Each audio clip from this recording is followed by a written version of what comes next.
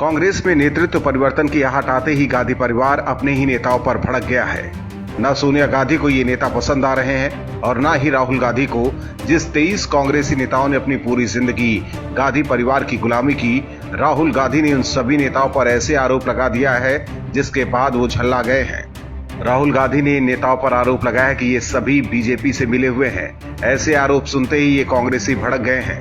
उसके बाद गांधी परिवारों के गुलामों में से एक कपिल सिब्बल फट पड़े हैं। सिब्बल राहुल गांधी के बयान से सबसे ज्यादा दुखी हुए हैं। उन्होंने तीखे लहजे में ट्वीट किया कि पिछले 30 साल में एक बार भी बीजेपी के पक्ष में बयान नहीं दिया।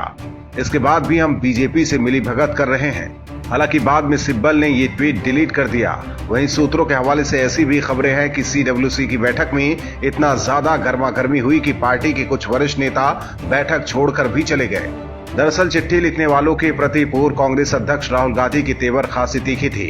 उन्होंने टाइमिंग पर सवाल उठाते हुए पूछा कि सोनिया गांधी के अस्पताल में भर्ती होने के समय ही पार्टी नेतृत्व को लेकर पत्र क्यों भेजा गया था।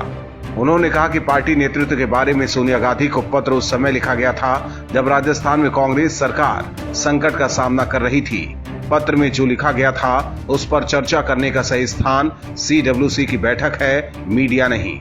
उन्होंने आरोप लगाया कि ये पत्र बीजेपी के साथ मिलीभगत में लिखा गया। कपिल सिब्बल ने राहुल के इस आरोप को पढ़ने के बाद बेहद तीखी प्रतिक्रिया दी। उन्होंने अपने ट्विटर बायो से कांग्रेस हटा लिया।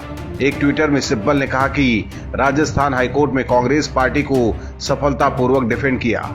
मणिपुर में बीजेपी सरकार गिराने में पार्टी का बचाव किया। पिछले 30 साल में किसी मुद्दे पर बीजेपी के पक्ष में कोई बयान नहीं दिया, लेकिन फिर भी हम बीजेपी के साथ मिलीभगत कर रहे हैं।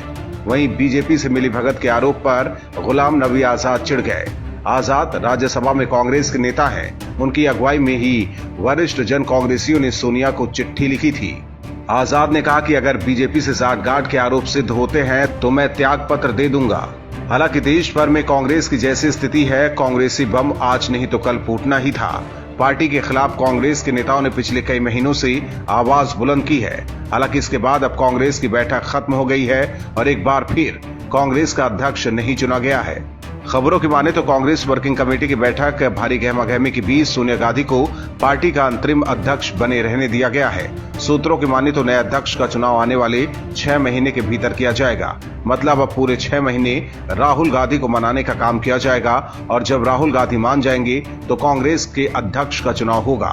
Bureau report, OMH news. और भी वीडियोस देखने के लिए चैनल को सब्सक्राइब करें और बेल आइकन को दबाएं।